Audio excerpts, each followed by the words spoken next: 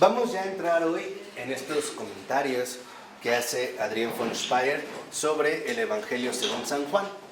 Nos vamos a concentrar básicamente hoy en el libro 1, versículo 1, que dice el Evangelio: en el origen era la palabra, y la palabra era junto a Dios, y Dios era la palabra, ¿no? Ese es como el resumen, o sea, estoy en la página 19.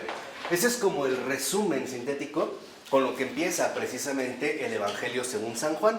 Quizá muchos de nosotros hemos escuchado varias veces este versículo, pero aquí, y es algo que vale la pena comentar, nos vamos nosotros a enfrentar a la palabra viva. Si alguno de ustedes pudo leer el texto, verán que no es un texto sencillo, tampoco es un texto realmente como para leerlo rápido, ¿no? ¿Por qué? Porque viene de la meditación. Estos son comentarios que Adrián hacía, de hecho, estando en éxtasis, ¿no? Y von Balthasar, su compañero, era el que los dictaba, el que los escribía. Entonces ella va a hacer una narrativa y vamos a ver precisamente una palabra viva. Por eso vamos a ir profundizando en este simple versículo. En el origen era la palabra, y la palabra era junto a Dios, y Dios era la palabra. Lo primero que menciona Adrián es: en el origen era la palabra. O sea, nos vamos a concentrar ahora precisamente en esta palabra origen, porque es la base central. ¿Qué significa en un primer momento que en el origen era la palabra? Entonces vamos a poner origen y vamos a poner palabra, ¿no? Vamos a tratar precisamente de ir aclarando estas dos referencias para irnos nutriendo de esta palabra de vida eterna. Lo primero, y vale la pena mencionarlo, es que cuando el Evangelio dice en el origen era la palabra, y lo primero que menciona es el origen, a lo que se está refiriendo es a la divinidad misma. Yo aquí puse algunas anotaciones para aclarar esto.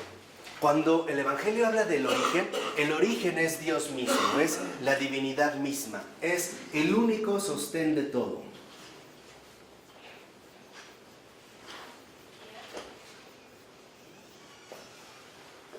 El origen es el inabarcable fundamento.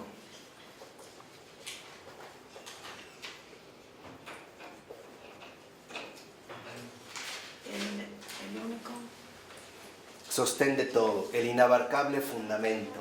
El origen es lo fecundo, inagotable.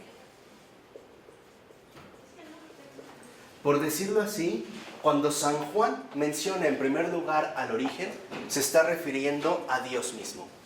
Ese origen que para nosotros nos resulta inalcanzable, y también lo vamos a ver, nos resulta inaccesible.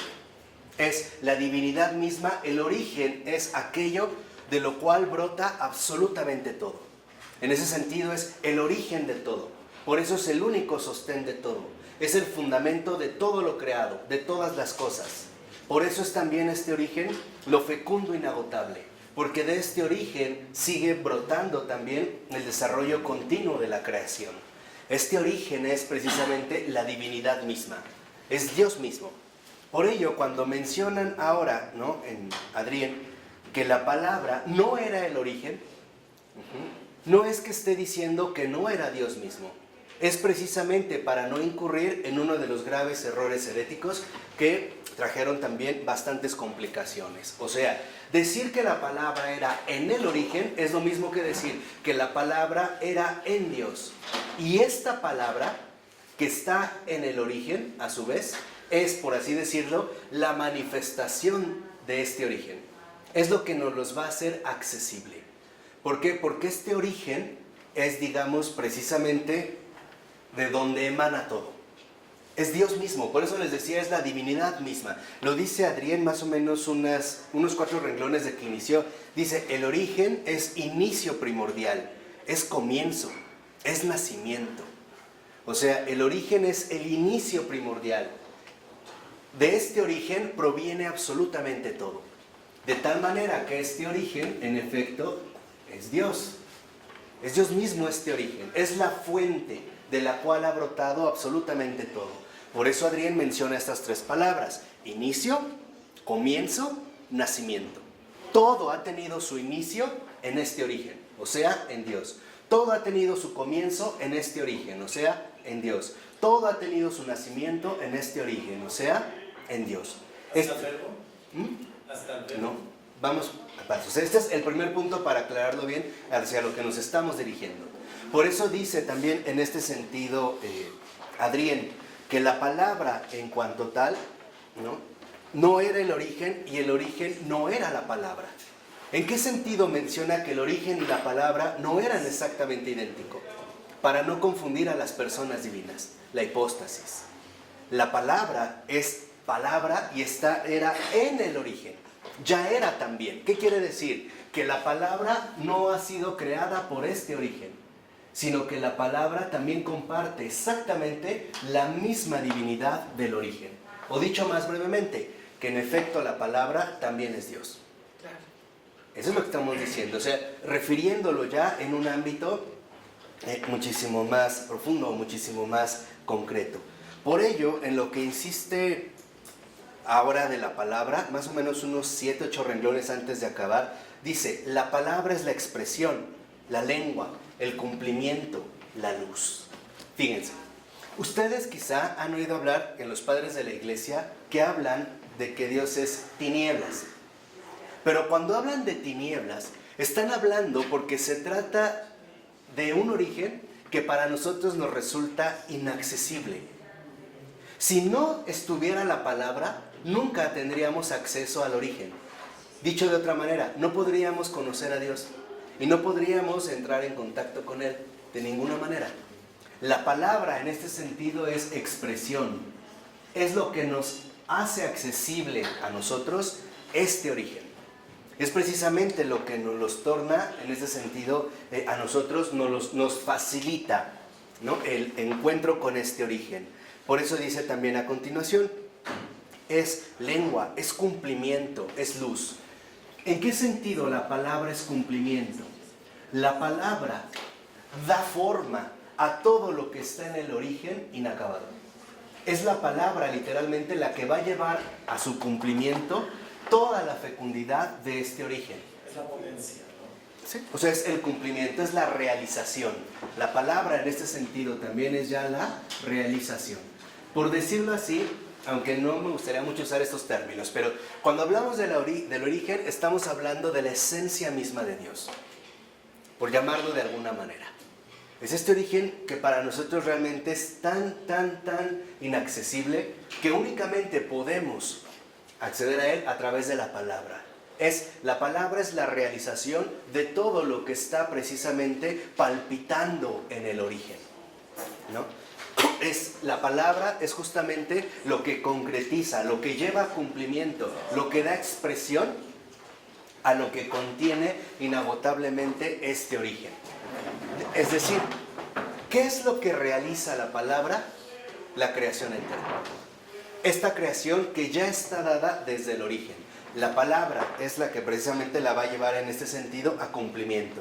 Por eso dice, de este modo, en Dios, el origen es ya desde siempre realidad, el nacer siempre y hacer, el abismo desde siempre luz. Jamás existió en Dios una contraposición entre el origen y la palabra. No estaban divididos, no es lo que les decía, que primero el origen y después vino la palabra. No, nunca hubo contraposición. Por eso la palabra es luz. La palabra en este sentido es aquello que nos ilumina este abismo inalcanzable, inabarcable del origen, de la esencia misma divina. El único sostén de todo, la divinidad misma, el inabarcable fundamento, lo fecundo inagotable. ¿Quién es el que la lleva a cumplimiento? La palabra. Por decirlo así, lo que está ya dado en el origen, la palabra lo cumple. La palabra precisamente lo realiza, decía yo, es la potencia, ¿no? Es aquello que lo realiza. Es la palabra la que la va precisamente a realizar. Pero, Marco, ¿no sería la palabra para nosotros, para entenderla a nosotros, el origen? ¿No es para comunicar con hombre? Es lo que les dije, que la palabra es lo que nos hace accesible el origen. Es precisamente lo que nos permite a nosotros entrar en contacto con este origen. Por eso dice, repite lo de Juan, la palabra era no solo junto a Dios, la palabra misma era Dios. y Dios era la palabra. O sea, no es que esta palabra estuviera junto a Dios, pero sin ser Dios, como un producto de este inicio del origen. No. La palabra en este sentido no estaba solo junto a Dios. La palabra también es Dios. Dicho de otra manera, Cristo también es Dios. Y es Dios precisamente al igual, de la misma manera, idénticamente que el Padre. En este Dios precisamente la primera expresión que tenemos es del Padre. Y el Padre, por eso es lo que Jesús decía, nadie conoce al Padre sino yo. Y aquel a quien yo se lo quiera dar a conocer. Entonces, la palabra es el Hijo. Pero el Hijo no solo está junto al Padre, también el Hijo es Dios al igual que el Padre. Por eso es que está en el origen, está en Dios mismo. O sea, el origen es la Trinidad. Eso es lo que quiero que vean. Por eso les decía, este libro es de mucha contemplación, en realidad, y de oración. El origen es el Padre, pero no el Padre solo. Es el Padre con el Hijo y con el Espíritu Santo. Esto es Dios. Aquí está Dios. Este es el origen. Donde está ya todo dado, de donde va a brotar todo, el comienzo de todo. La palabra es la que lo realiza, la que lo lleva precisamente a su cumplimiento. Ahora fíjense, a partir de aquí, Adrián menciona la vida, en el segundo renglón del siguiente párrafo. La vida que nosotros conocemos tiene contrastes para ser viva. O sea, nuestra vida, la que nosotros conocemos, la que nosotros vivimos, de hecho, tiene contrastes para ser viva. Por ejemplo, juventud, ancianidad. Salud, enfermedad. Luz, oscuridad. Día, noche. Hombre, mujer, ¿no? Nuestra vida, de hecho, tiene contrastes. Y es más, los necesita para que la podamos vivir. La vida esta que conocemos. Pero, si lo vemos 3 renglones abajo, dice Adrián, toda vida del mundo es actuar y sufrir, ser y crecer, luz y tinieblas, fundamento y meta. Ahora, esta es la vida que conocemos, pero en Dios no hay esos contrastes. Dios no es un dualismo maniqueo, de toda la oscuridad y toda la luz. O sea, en el origen no están los contrastes tal y como nosotros los conocemos en Él, sino que Él precisamente carece de estos contrastes. Por eso podemos entender por qué Dios es trino y uno, porque no hay división. En este origen no hay divisiones. El Padre no está dividido del Hijo, ni el Hijo está dividido del Padre, ni el Espíritu Santo está dividido de ellos. No hay estos contrastes, son uno. El ser uno. Por eso al iniciar la página 20 dice: Dios es la vida eterna. Ya que es eterno, no existe contraste en él, sino que el contraste está siempre ya superado en la unidad. Entonces aquí, en este comentario, lo que vemos es que este origen, donde está Dios, es el Dios uno y trino. Por eso no hay contrastes. En Dios, en este origen, por llamarlo así, en este principio, lo que pasa es que el principio a nosotros nos sugiere el comienzo temporal. Un principio en un determinado momento. El origen no tiene esta referencia temporal, ¿no? Por eso estamos hablando más a fondo, desde el origen. En Dios no hay divisiones, no hay estos contrastes, tal y como en nosotros sí los hay. ¿Por qué? Porque Él es eterno. Y en esa eternidad hay una permanencia absoluta. Por eso nosotros cuando nos asemejamos más a Dios superamos los contrastes, claro, más y más. Claro. Por eso llega un momento en el que, como lo veríamos, para alguien que se va divinizando en este origen, ya no es tan relevante, por ejemplo, la juventud que la edad avanzada, la salud que la enfermedad, el día y la noche. Ambos funcionan finalmente, ¿no?, para llevar a cabo el mismo acto de adoración, de día o de noche. O sea, uno va superando estos contrastes. Por eso dice a continuación: pero puesto que Dios es vida, su vitalidad no puede ser pensada, imaginada de otra manera que en el contraste de origen y palabra. O sea, lo que nos ofrece San Juan es un modo accesible de comprensión para nosotros. Claro. Dicho de otra manera, ¿Qué es lo que hace San Juan? Por obra del Espíritu Santo, darnos un acceso a este gran misterio, haciendo una breve distinción entre el origen y la palabra, entre lo que para nosotros es inaccesible y lo que se ha hecho para nosotros accesible, entre lo que no podríamos nosotros jamás alcanzar y aquello que más bien nos ha alcanzado a cada uno de nosotros. No es porque se haya dado en una secuencia temporal o en un determinado momento. Sí, aquí es más bien porque estamos hablando en este origen eterno, ¿no? En este origen unitrino está dada toda la eternidad, desde siempre y para siempre, sin comienzo y sin fin, sin inicio y sin final. Por ello, ahora lo vemos 4 renglones antes de que acabe, dice: en nosotros, por el contrario, la palabra no es en el origen. Por ello pasamos de las tinieblas a la luz. En Dios la palabra es en el origen, por eso es luz, y en Él no existen tinieblas. Esto lo que menciona es que en nosotros sí la palabra no es en el origen. Y la razón es muy sencilla, porque no somos Dios. En nosotros sí hay una, vamos a decirlo así, una distancia con respecto a este origen. Nosotros podemos acceder a este origen únicamente a través de la palabra, pero no por cuenta propia. De tal manera que en nosotros sí hay tinieblas. Para la palabra no hay tinieblas, solo hay pura luz. ¿Cuáles son estas tinieblas? A lo mejor las están como relacionando de inmediato con lo demoníaco, con lo... No. Simplemente son las tinieblas de la ignorancia, del desconocimiento, de la debilidad, de nuestro ser criatural, las tinieblas de la finitud. Pero es que no puede ir contra su naturaleza. Estas son literalmente las tinieblas. O sea, la palabra al ser Dios no tiene problemas con el origen. Es casual que un cardenal como Nicolás de Cusa haya escrito un libro llamado La Docta Ignorancia, que a su vez retoma también los planteamientos de Gregorio de Niza, en esta nube oscura, ¿no? Que no es por tinieblas, sino por exceso de luz. San Juan de la Cruz, si mal no recuerdo, también lo vivió. Esta imposibilidad de ver esta luz inmensa. Entonces, en nosotros sí hay tinieblas. ¿Por qué? Porque nosotros no somos Dios. Nosotros fuimos hechos por Dios. O lo que es lo mismo, nosotros fuimos hechos por la palabra que estaba ya en el origen. Que la palabra era en el principio, en el origen, y la palabra estaba junto a Dios. Y es más, la palabra era Dios. Entonces, ¿en la vida hay tinieblas o no? Sí, en nosotros sí. En nosotros sí, en Dios no. Pero es esta vida unificada, esta vida luz, donde no hay contrastes.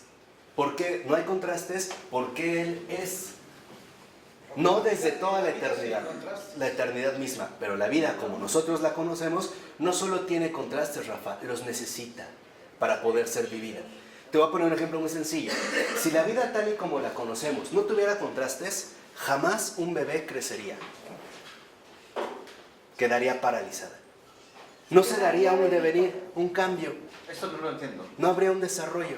Sí, o sea, los contrastes, por ejemplo, de pasar de la noche al día, de la niñez a la juventud, de la juventud a la madurez, de la madurez a la ancianidad. Si no hubiera estos contrastes en nuestra vida criatural, no se daría nuestra vida. O sea, nuestra forma de vida criatural requiere los contrastes. Tal y como la conocemos, requiere los contrastes. Es más, ¿desde dónde podemos ver estos contrastes? Desde la creación, antes del hombre. Y en el Génesis el Señor lo dio. Luz y tinieblas. Hágase esto, hágase el otro, crezcan, reproduzcanse el día y separó la noche, ¿no? Las aguas de la tierra, tierra seca, tierra húmeda. O sea, la creación que Él nos ofrece, sí es una creación con contrastes. ¿Por qué? Porque se necesitan para que nosotros podamos vivir. Vivir como criaturas. Que este origen, que es Dios único, para no mancharse con la creación material, crea un demiurgo. O sea, va a crear a alguien que a su vez va a crear el mundo. Y entonces queda la separación entre el origen Dios y su demiurgo, que ya no es Dios, que fue creado después. Y que fue creado precisamente para que a su vez Él creara el mundo. Y esto nos metería en una especie de paradoja. ¿Para qué carajos un Dios creador necesita crear otro creador para que éste cree el mundo? ¿no? Como para no contaminarse, como para permanecer alejado. Arrio se vio fuertemente influido por esta postura. Por eso va a negar la divinidad del Hijo. Por eso va a decir que el Hijo era semejante a Dios, pero que no era ¿qué? Dios. ¿Quién le había hecho incurrir en este error? Nada más y nada menos que Plotino, que Arrio conoce bien, como buen heredero de los griegos. Por eso hay que tener en cuenta, en serio, que la gran lucha que llevaron a cabo los padres de la Iglesia contra las herejías es literalmente una lucha de vida o muerte, por todos los errores que esto podía conllevar.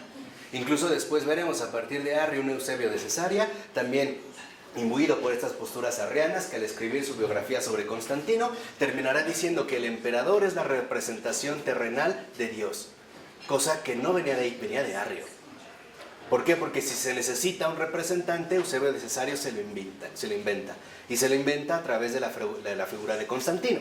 Esto a su vez se ha venido, ¿no?, traspasando hasta llegar al momento contemporáneo donde decimos, no, es que la Iglesia busca el poder temporal y el Papa. Bueno, eso es de Arrio. Eso no, o sea, viene del error. Lo que pasa es que nada más hay que ponerse a investigar un poquito, ¿no? Nada más, con buscar la verdad, ¿no? En serio, ahí esté donde esté. Pero bueno, por ello, fíjense ahora, la palabra que es Dios también tiene la capacidad de generar orígenes, de dar nuevos inicios. La palabra como tal también es nuevo inicio. Pues, dice puede ser cumplimiento y no fin. O sea, lo vemos por ejemplo en los siguientes renglones. Dice, ¿en qué medida la palabra es cumplimiento del origen? Se muestra en que ella es el poder absoluto de establecer orígenes, de generar orígenes. Y en esa generación del origen, en ese cumplimiento, ella es el poder de transformarse en origen para nosotros. Entonces, si lo vemos a su vez, la palabra es un nuevo inicio. También son nuevos comienzos, porque la palabra se ha ofrecido a nosotros, ¿no? Por eso, acuérdense también lo que decía muy bien San Juan. ¿En qué consiste el amor? Que me encanta, ¿no? Dice, en que Dios nos ha amado primero. O sea, no es de que nosotros nos propusimos llegar a Él, no, es que Él nos abrió esta posibilidad. De tal manera que la palabra ahora también es un nuevo inicio para nosotros. Fíjense, aquí es donde vemos la fecundidad de la palabra. Lo que estaba en el origen y lleva a su cumplimiento la palabra, es la palabra misma la que ahora, al volvernosla accesible, la convierte en un nuevo comienzo, en un nuevo inicio, en un nuevo origen para nosotros. ¿Sí lo ven o no? Es que a veces ya más claro no podría, pero repito, lo que está en el origen dado y la palabra lleva a su cumplimiento, lo realiza, a su vez la palabra tiene el poder absoluto de convertir esta realización en un nuevo inicio para nosotros. Inicio temporal, ¿no? Para nosotros. Pero es un inicio, es un origen. Ahí es donde también nosotros podríamos darnos cuenta que en efecto la palabra es Dios. No es cualquier palabra que iniciara un comienzo cualquiera, sino que también va a generar un nuevo inicio. Y lo vemos también a Jesús en Apocalipsis, he aquí que vengo y hago todas las cosas nuevas. ¿Y ese inicio será en el momento de la resurrección, del bautismo? Desde la creación. De hecho, fíjate, lo creado, vamos a ponerlo así, nuevo inicio para nosotros, lo voy a entrecomillar. Lo creado es un nuevo inicio. ¿Por qué? Porque no estaba concretizado de esta manera en el origen. Por decirlo así, es que imaginen que tenemos una masa. No es la imagen más adecuada, pero es nada más para intentar acceder un poco. Y esta masa, llega alguien que tiene el poder absoluto de darle forma y vida. No solo va a ser la esculturita, sino que también la va a hacer viva. Esta masa, esta materia dada inicial, a su vez, al ser realizada por la palabra, adquiere un nuevo inicio.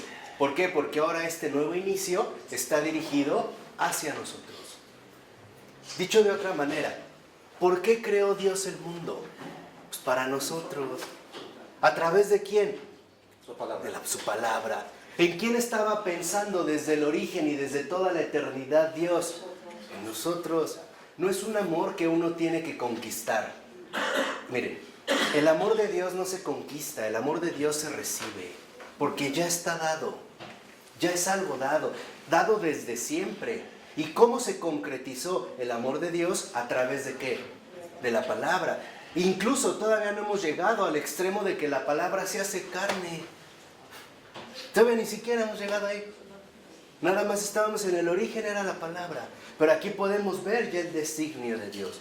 De tal manera que entonces lo creado es el nuevo inicio para nosotros. La creación material, temporal, que conocemos, que vivimos, que sentimos, que experimentamos, ha sido creada para nosotros. Está pensada desde el principio precisamente para nosotros. Por eso dice 4 renglones abajo: esta es la fecundidad y la gloria de la palabra de Dios. Cada palabra pronunciada por Él es dicha desde la eternidad, en la eternidad y hacia la eternidad. De tal manera que entonces nosotros vemos que lo creado no inició en el tiempo, inició en la eternidad, por la palabra. de idea, ¿no? Sí, o sea, no inicia en el tiempo, inicia en la eternidad, porque quien lo realizó, ¿quién fue? Dios, o sea, la palabra, el verbo. Y entonces, si está dicho desde toda la eternidad, ¿hacia dónde se dirige? O sea, lo creado es lo eterno. No.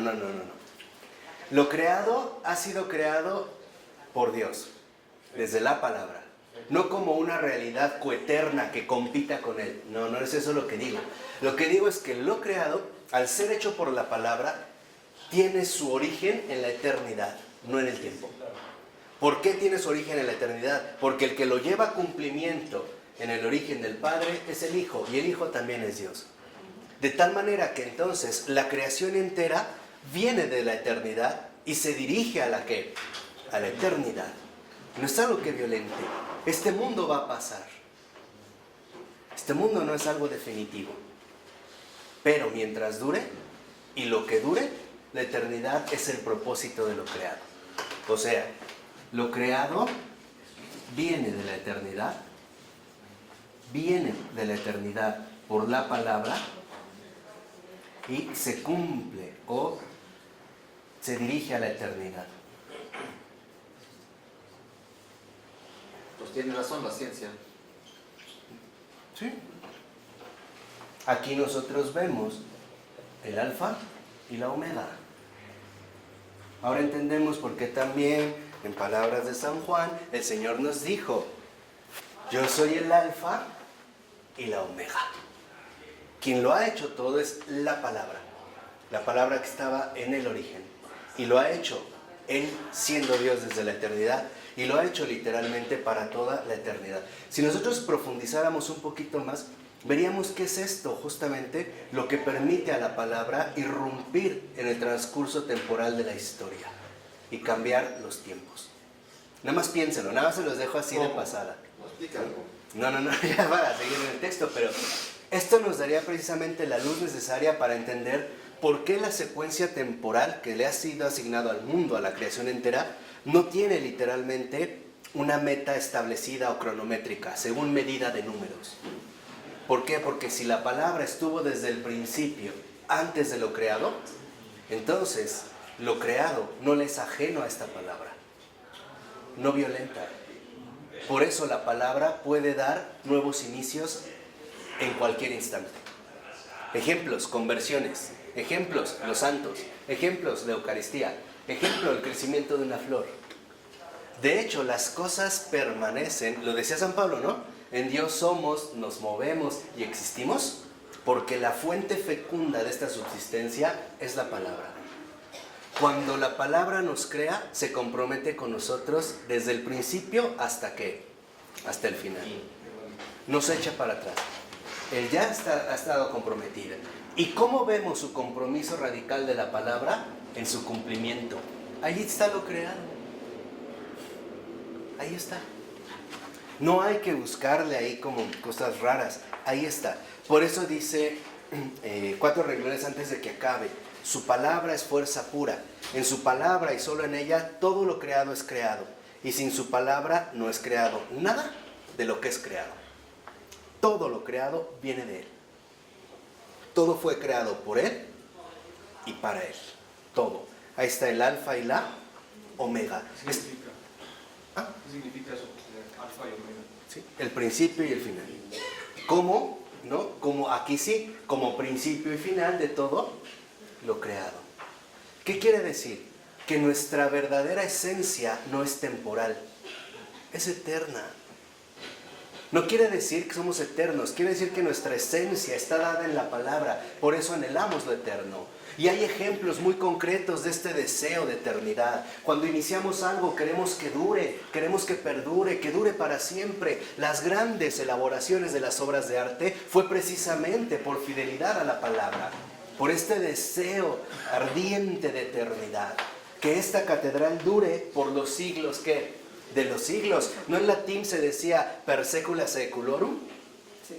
Todo el tiempo, que dure, que perdure por los siglos que de los siglos. Si alguno de ustedes, por ejemplo, en el caso de mujer, alguien llegara y les propusiera matrimonio, le dijeran, ¿te quieres casar conmigo? Sí, pero nos vamos a divorciar. Acuérdate que todo lo que empieza tiene que acabar, nos reiríamos. Lo veríamos como algo enteramente que ridículo. Ese es el sentido del mundo. Aquí está el logos.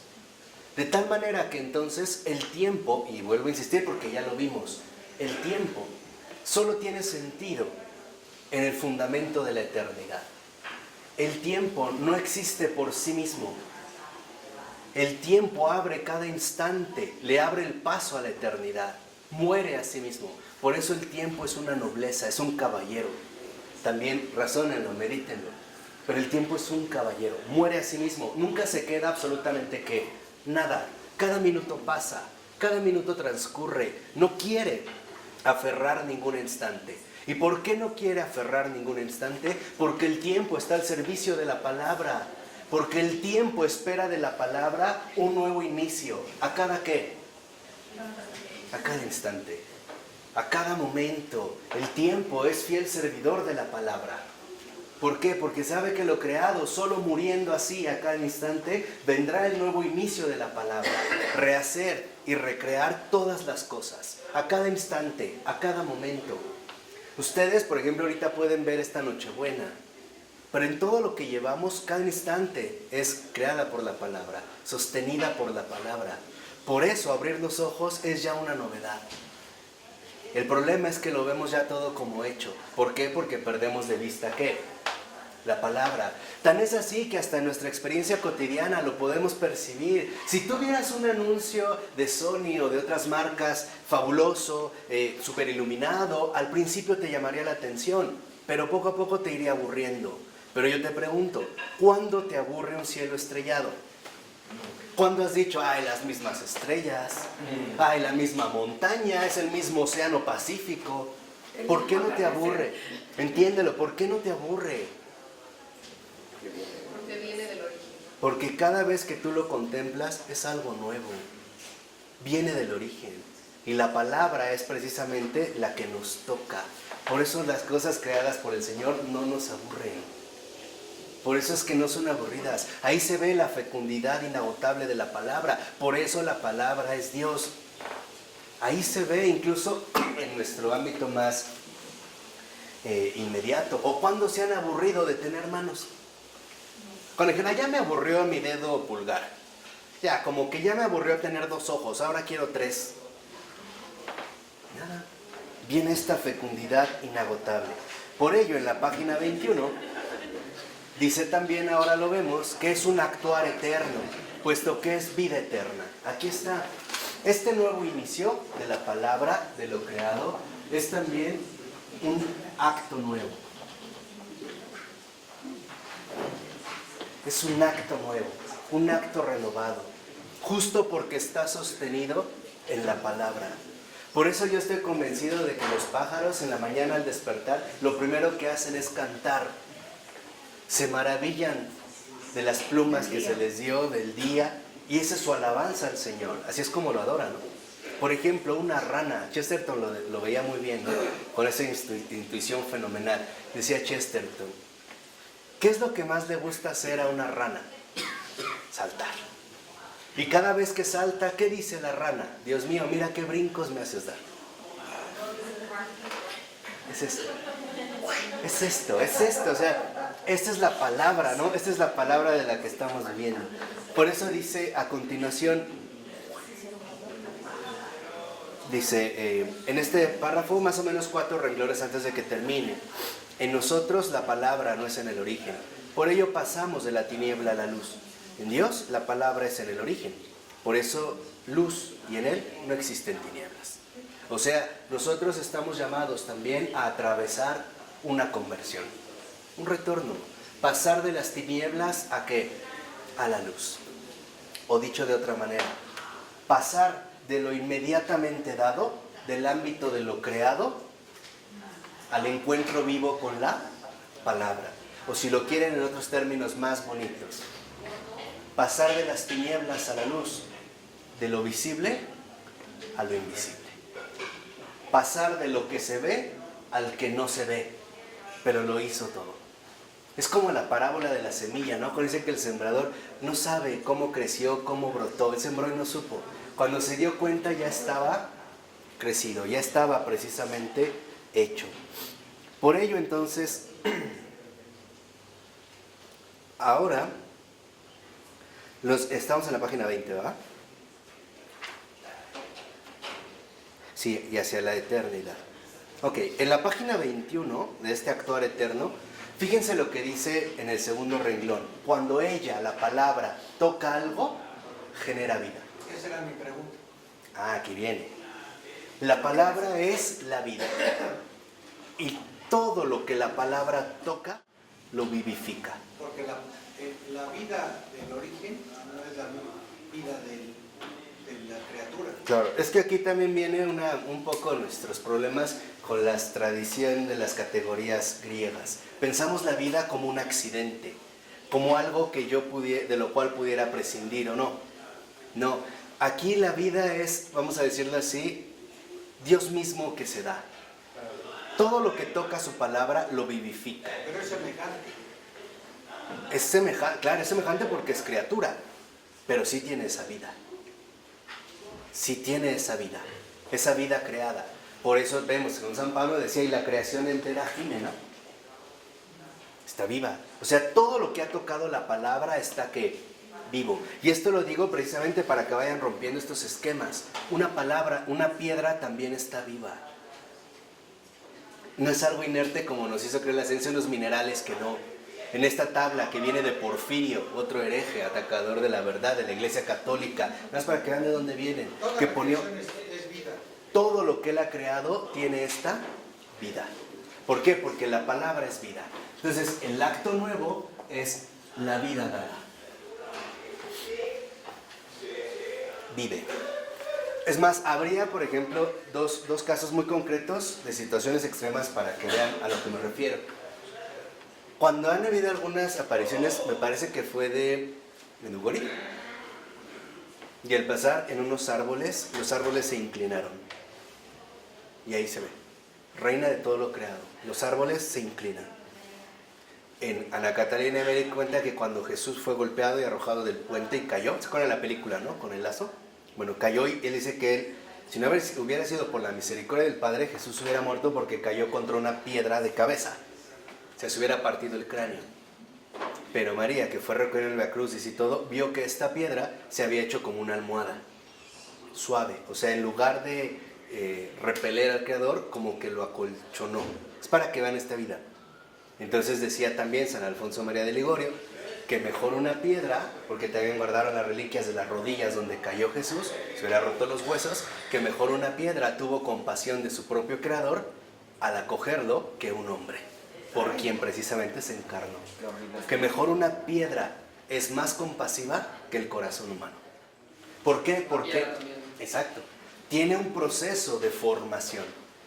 De hecho, también quien lo vio muy bien fue San Bernardo. Decía, Dios nos formó, el pecado nos deformó y Dios mismo nos reformó.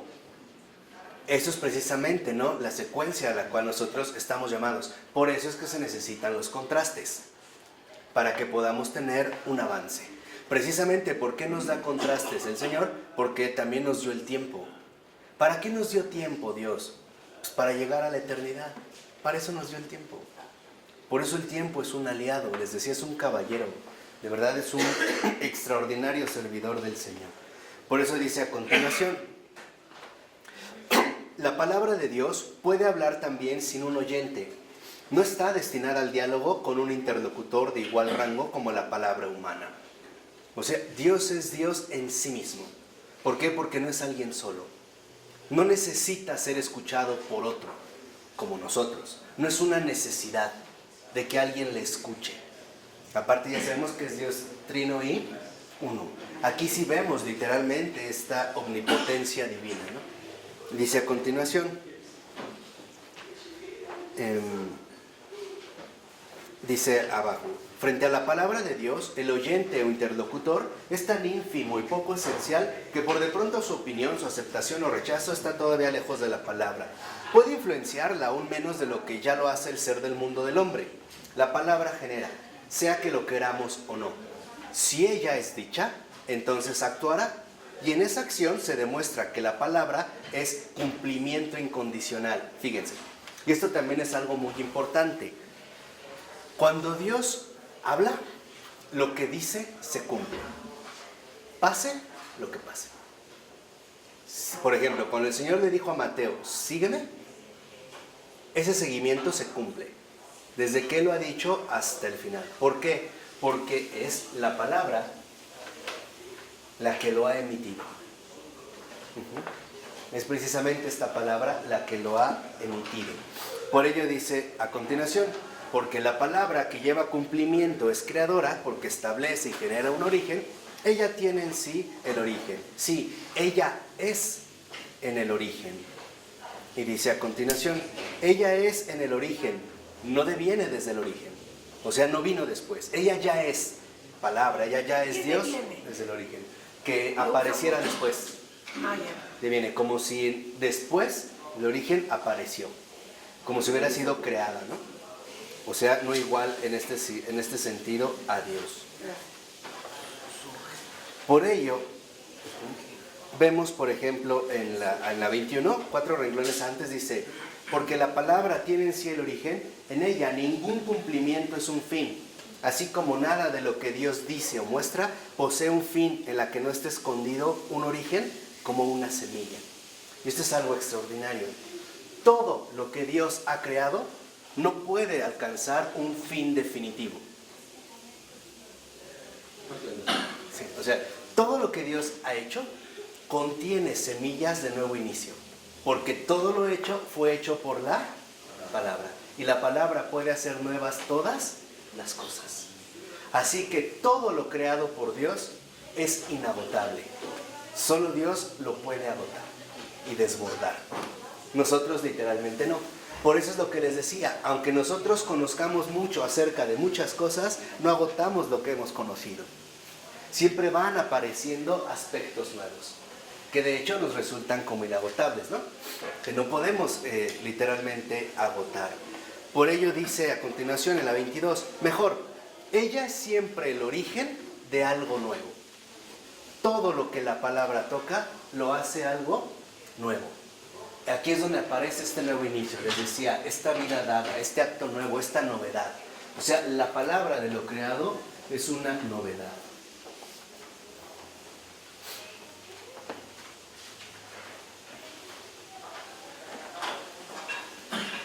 Por ello ahora, a mí me interesaría mucho mencionar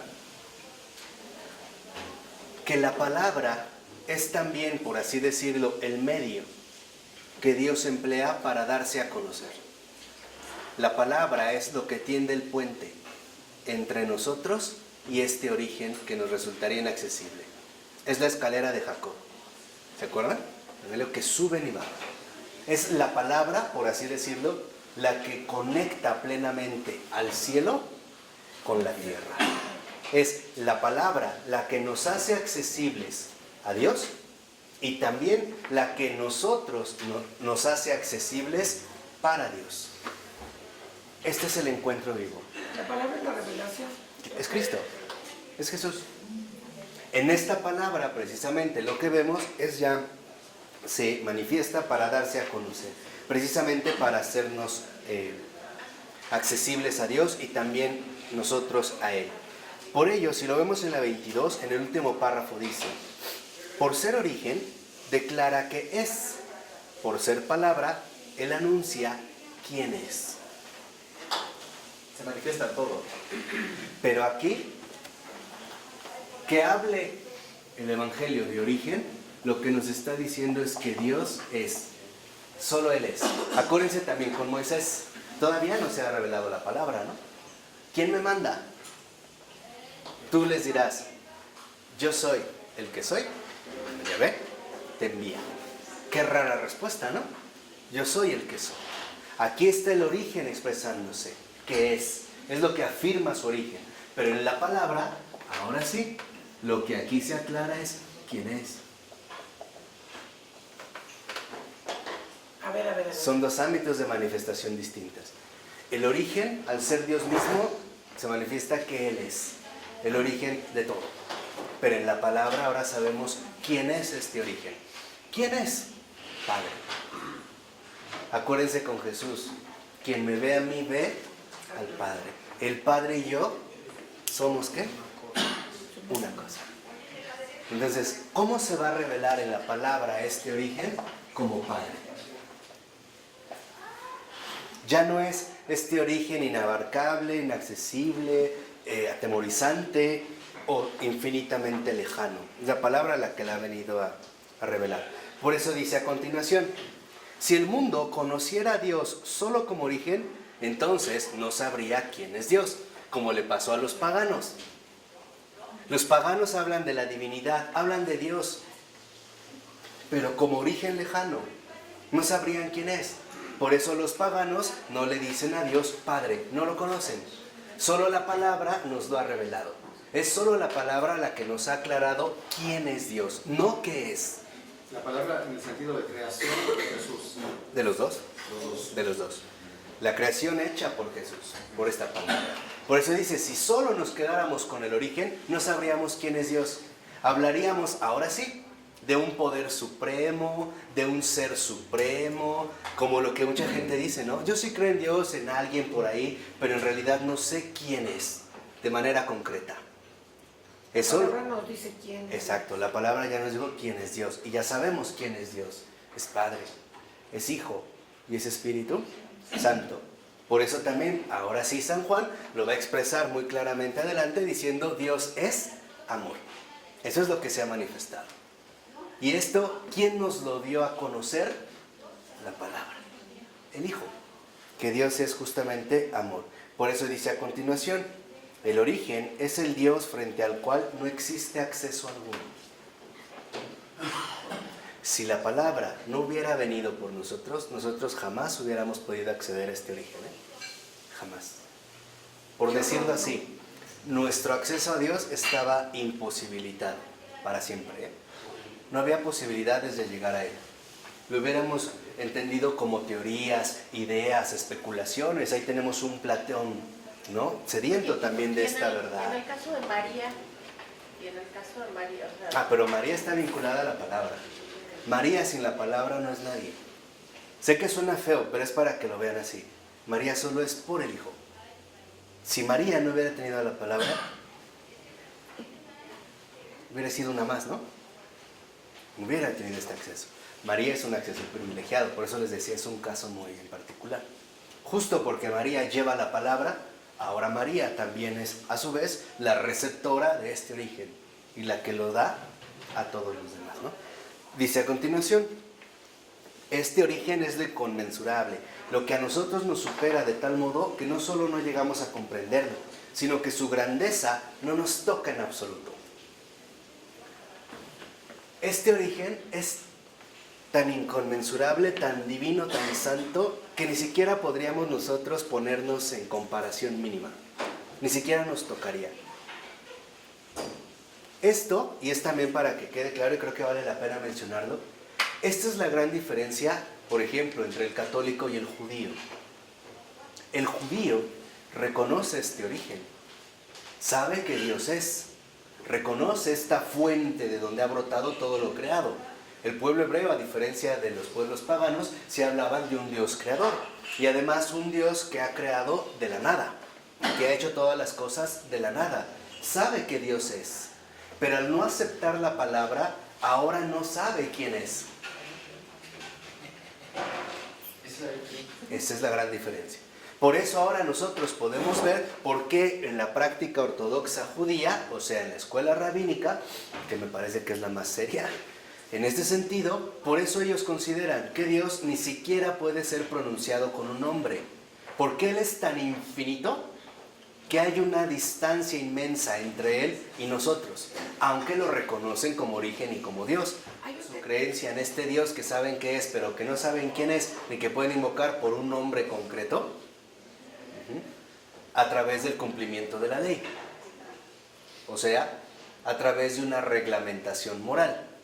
¿Cómo voy a demostrar como judío que en efecto creo en este origen?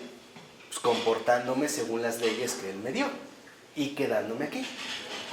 Pero no puedo alcanzar algo más, porque de hecho, yo les decía, el pueblo judío sí sabe que Dios es, pero como no acepta la palabra, no sabe quién es. Nosotros no lo hacemos a través de la palabra, vamos a terminar haciendo de este origen un montón de ideas hipotéticas. Exacto. Nos haríamos una idea que en realidad no provendría de la verdad.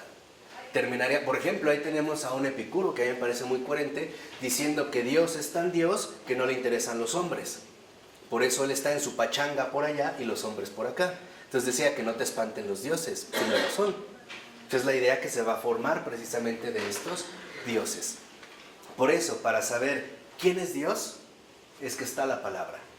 Él es el que la ha manifestado o el que la ha precisamente revelado. Por ello, dice la 23, nada en nosotros está abierto para la infinitud absoluta. Lo infinito es aquello que no podemos representarnos y por ello no nos dice nada. No tiene ninguna de las propiedades que conocemos. No se puede sentir ni trasvasar. Es demasiado incomprensible para despertar exigencia en nosotros. De un tal Dios, como origen, como inaccesible, trascendente, santo, solo sabríamos que más allá de nuestro horizonte yace un infinito, del cual nosotros quizás provenimos, pues hemos surgido de alguna parte, nosotros y las cosas que nos rodean. Pero ningún deseo nos movería a tender hacia ese desconocido como hacia nuestra meta. Y eso, por ejemplo, lo podemos ver en el caso de Aristóteles. Aristóteles va a hablar de este Dios uno, el motor inmóvil, como él le llamaba, ¿no? Para echar a andar el movimiento de la creación, todo lo que se mueve. Pero aún cuando llega al conocimiento del motor inmóvil, no cae de rodillas Aristóteles prendiendo una vela o una veladora adorando este motor inmóvil. No lo mueve, porque es tan lejano. O sea, aquí lo que quiero que vean es, este origen Dios que nos resulta inaccesible, nos lo ha hecho accesible justamente la palabra. De tal manera que entonces, ahora la palabra sí es el Emmanuel, el Dios con nosotros. Ahí está. Las distancias se han superado. Es más, se ha puesto tan a nuestro alcance, tan al alcance de nosotros que hasta lo matamos. Para que veamos ya esta apertura, esta entrega. No vino como en una burbuja rara, como por estas películas de ciencia ficción, ¿no? Donde a lo mejor alguien se quería acercar a Jesús y recibió una descarga eléctrica y lo tumbaba. No. Tan en nosotros que hasta al tenerlo en las manos lo matamos, ¿no? Ahí se ve esta radicalidad de esta entrega. Por ello, dice a continuación, en esta página, más o menos unos 7-8 renglones de que acabe el párrafo, dice: cuando el origen se hace palabra para nosotros, cuando ya se hace accesible, cuando ya se expresa para nosotros, solo entonces surge el deseo de Dios y con ello el amor, que transforma toda ley en algo positivo. Esta es la gran diferencia, porque sin la palabra yo podría cumplir los mandamientos, pero no por amor, o no necesariamente por amor. Los puedo cubrir, pero sin un amor. ¿Qué quiere decir? Que entonces la palabra, precisamente, que nos ha hecho accesible al Señor, es precisamente lo que despierta en nosotros ese gran amor. Es lo que nos enamora. Sí, es cierto, pero no entiendo por qué. Porque ya está accesible para nosotros. Ya se ha hecho visible. Ya lo podemos ver. Por ejemplo, ¿ustedes han oído hablar de Santa Josefina Bahaquita? Sí. Sí, es extraordinaria, ¿eh? Yo no. Búsquenla, de verdad, son tesoros los santos extraordinarios. Ella era esclava, una esclava negra. Entonces, salir de esclavitud, al ir llevando, ¿no?, a traerla, ella también era fuertemente azotada en la espalda. Pero cuando llegan a evangelizar y le hablan de Cristo, para que vean, ella tenía una idea de un Dios tan lejano, tan inaccesible, que ni siquiera se preocupaba por ella. Pero cuando a ella le empiezan a presentar a Jesús, o sea, le presentan la palabra hecha carne, la palabra viva, el verbum caro, ella va a tener como un impacto fuertísimo. En primer lugar, porque le dicen que este Dios se ha hecho hombre. Pero eso no es lo que más le impacta. Lo que más le impacta es que le narran que este Dios ha venido por ella, porque la ama, a rescatarla. Pero tampoco le impacta demasiado. Pero lo que sí le impacta es cuando le dicen que él fue flagelado en la espalda, en Pilatos. Entonces, cuando ella encuentra este acceso en la palabra, se siente sumamente comprometida por Jesús. Y ahora, en efecto, entra el vínculo de amor. Sin la palabra, Santa Josefina Bahaquita jamás hubiera encontrado el amor. No hubiera habido nada que se asemejara a ¿quién? A ella. Por eso ahora vemos por qué Jesús atravesó todos los sufrimientos y dolores humanos, físicos, morales y espirituales.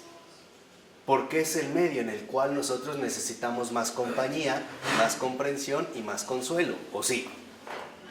¿O no? ¿No es ahí en esos lugares donde nos sentimos más solos y más necesitados de consuelo? ¿O en las fiestas? ¿No cuando estamos muy bien en las fiestas ni queremos que lleguen más? ¿Que ni me interrumpan, que se vayan? ¿Ahí para qué? No. O sea, Jesús se viene a comprometer con nosotros en nuestra propia situación quebrantada. Y esto es lo que va a encender el amor en Josefina Bahaquita.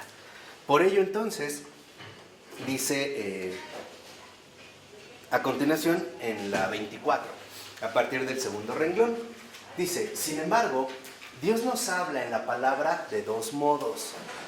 ¿Okay? Aquí Adrienne von Speyer se da cuenta de que la palabra, Dios, a través de su palabra, nos habla de dos modos. Dice: existe un hablar silencioso de Dios en los acontecimientos de este mundo y de nuestra vida. O sea, que este modo en el que Dios se comunica con nosotros es a través de los acontecimientos del mundo y de nuestra vida. Dios nos está diciendo algo. Todo lo que ocurre en el mundo es un mensaje que Dios nos da, pero no estamos atentos para entender. No tenemos los signos. Y también los acontecimientos de nuestra vida. Dice: cuando Dios le quita a un hombre lo que éste más ama, entonces en ese acontecimiento Él le está hablando. Y vean lo que dice ahora precisamente Adrienne. Dice: ¿es una pregunta para Él o una respuesta? Todo lo que ocurre en nuestra vida, o una de dos: o Dios nos está haciendo una pregunta, o Dios nos está dando una respuesta. Está fuertísimo eso. Pero es real. O sea, yo lo veo más como purificación. Claro, pero desde la palabra, ahorita, claro que es purificación, pero esta purificación es una respuesta que Dios esperaba de ti. Por ejemplo, si de repente te mete un calambre en una situación, es una llamada de atención. Pero ahora te está diciendo: no estás haciendo bien las cosas, espero de ti algo más. O al revés, nos pasa algo y Dios nos hace una pregunta. Por ejemplo, ¿por qué te sientes tan devastado? ¿O por qué te sientes tan intranquilo? ¿Por qué estás tan abatido? ¿Por qué estás hundido en la tristeza? O sea, Dios nos interroga, pero también nos responde. Entonces, debemos de estar en la palabra para entender cuándo es una pregunta y cuándo es una respuesta. Ese es en el primer modo. Dice: y por cierto, un hablar que lleva cumplimiento, pues la palabra de Dios es a la vez acción eficaz y acción cumplida. Pero los hombres no quisieron entender ese lenguaje de Dios, no soportaron esa palabra silenciosa. Querían y quieren siempre aclaraciones. Y es lo mismo que le pedimos al Señor. Nos habla claro en determinados acontecimientos, no me es suficiente. Le pido aclaraciones. ¿Por qué? ¿Y por qué? ¿Y para qué? ¿No? Ese a veces silencio insoportable de lo que el Señor nos dice, sí nos resulta doloroso, ¿no? Hay personas que dicen: es que Dios ya le pedí y no me responde. Claro que te está respondiendo, ve cómo estás viviendo. Ahí está la respuesta que te está dando. Y dice, ellos los hombres, fíjense, se comportaban así porque no amaban. Pues el amor puede interpretar también un hablar silente, silencioso de Dios. O sea, ¿cuándo podemos soportar el silencio de Dios? Cuando amamos. ¿Qué es lo que vimos la clase pasada?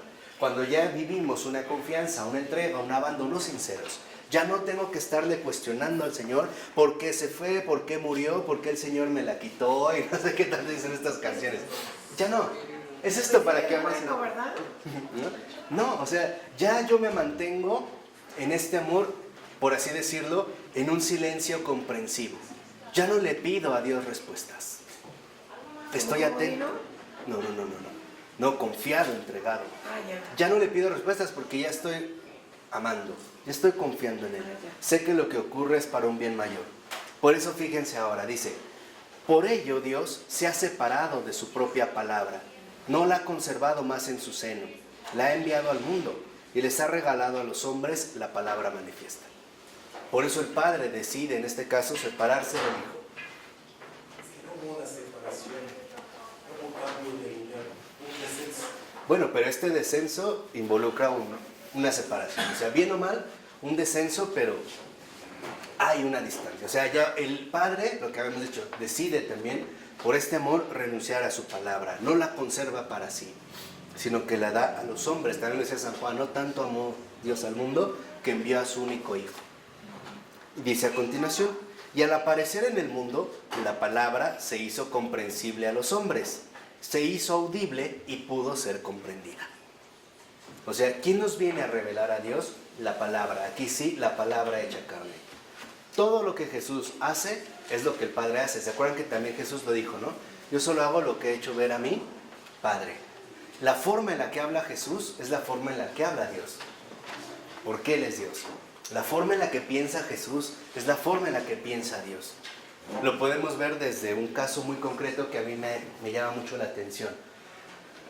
Al que te golpee la mejilla izquierda, ponle también la derecha. Eso no es un pensamiento de hombre.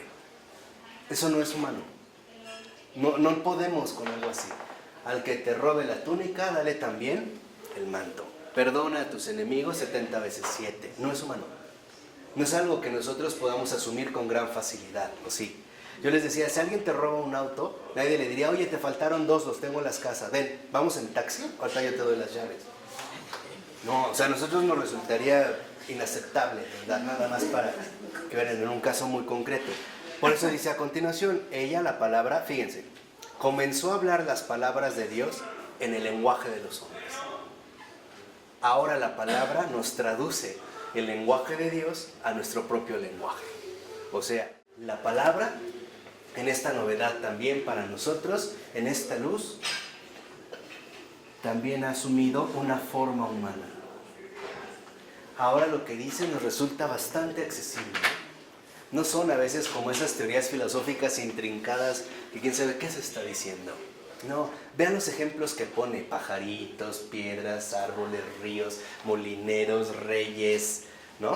Trabajadores, granitos de mostaza, con esa sencillez. O sea, las palabras de Dios es justamente, ¿no? El traductor es la palabra hecha carne. Por eso, cuando uno sigue a la palabra, uno también se vuelve traductor del amor divino por los hombres, como los santos. Estos seguidores de la palabra, servidores de la palabra, aprenden el modo de su maestro. Ya hablan como su maestro, piensan como su maestro, se comportan como su maestro. Ya la palabra ahí puede hacer muchas más obras. Por eso dice a continuación, nos ha interpelado y dado respuestas en un lenguaje humano. Y vean lo que sigue. Preguntas y respuestas que suenan a partir del origen, pero que fueron pronunciadas entre los hombres, comprensibles para ellos. Estas palabras pronunciadas por la palabra fueron palabras dichas con la misma potencia divina de siempre. Ahora entendemos por qué Jesús dijo, este mundo pasará, pero mis palabras nunca pasarán. No es que haya minimizado su realidad divina. O sea, es verdadero Dios y verdadero hombre. Y vean lo que dice a continuación, que esa parte muy bonito. Esta palabra, salida de Dios, impelida por Él, no ha dejado sin contestar ninguna pregunta que un hombre pueda llegar a hacerle a Dios. Ninguna pregunta que un hombre le pueda hacer a Dios la ha dejado sin contestar la palabra. Todo lo que un hombre le puede preguntar a Dios, ya nos lo ha dicho la palabra, con su vida, sus obras, sus escritos. Bueno, su evangelio. Dice a continuación, y no ha callado ninguna respuesta que Dios pueda darle a un hombre. ¿Se acuerdan también el Señor? Todo está dicho. Todo está dicho. Cualquier pregunta que un hombre le pueda hacer a Dios, la respuesta está en la palabra. Pusimos hace rato el ejemplo de Vaquita, de Santa Josefina Vaquita. Y cualquier respuesta que Dios pueda darle a un hombre, ya la ha dado a través precisamente de la palabra. Déjame ir, ¿no? Cuando está ahí, avisarle a mis hermanos. Dice, no, ahí tienen a Moisés, de los profetas. Entonces le dice, no, pero es que si va un muerto, lo van a creer. Dice, no, porque si ellos no siguen a Moisés, aunque vaya un muerto, de todas maneras no creerán. Y es lo que pasó con su resurrección. De hecho, estaba respondiendo. Por ejemplo, en la palabra lo que quiero que vean es todas las preguntas que se le pueden hacer a Dios, la palabra ya las ha respondido. Y todo lo que Dios puede responderle a un hombre, lo ha respondido a través de la palabra. Ahí está toda la verdad. Todo lo que un hombre puede preguntar y Dios le puede responder, está precisamente en la palabra. Por eso dice, en lo que ha dicho en la tierra, en lo que nos ha dejado en la Escritura, y en todo lo que ha instituido en la iglesia y en los sacramentos, escuchen, está todo lo que puede ser verbalizado en el diálogo entre Dios y el hombre. Entonces, en esta palabra tenemos varias cosas. Primera, todo lo que Dios ha dicho en la tierra, todas las palabras que Él pronunció con aliento humano, ¿no?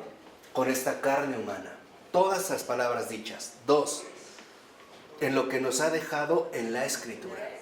Todo lo que nos ha dejado en las Escrituras. Lo que ha instituido en la iglesia y los sacramentos. Ahí está todo. Lo que puede ser precisamente verbalizado en el diálogo entre Dios y el hombre.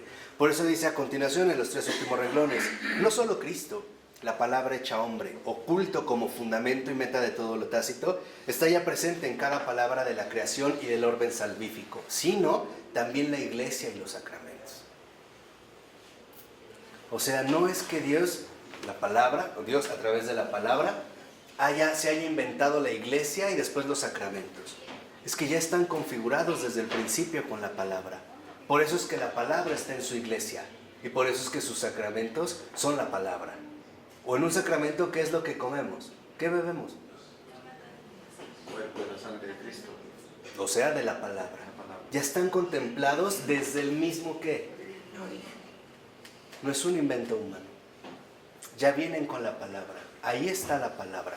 Por eso podemos ver cómo Jesús, que es un gran atrevido, ¿no? Le decía, sobre esta piedra edificaré a mi iglesia y las fuerzas del infierno no prevalecerán sobre ella. Él sabe quién es. Sabe de quién se trata. ¿Vale? A pesar de los pesares que lo cargamos con la iglesia, ¿no? Por eso dice a continuación, también ellos están contenidos en la palabra no pronunciada de Dios, en la palabra del origen, pues están contenidos en ella increados, inexpresados, informes e irrepresentables para nosotros, conteniendo por su parte lo que constituye la plenitud del amor de Dios. O sea, Dios desde su origen ha meditado todo para nosotros con gran detalle. O sea, en lo creado, en lo que vimos que se dirige el cumplimiento y la realización de la palabra, también ya estaba contemplada en la palabra la iglesia y los sacramentos. O sea, estos medios de salvación, esta compañía, el no dejarnos solos nunca. Yo estaré con ustedes todos los días hasta el fin del mundo. No es un plan que Dios se saca de la manga o como de improviso,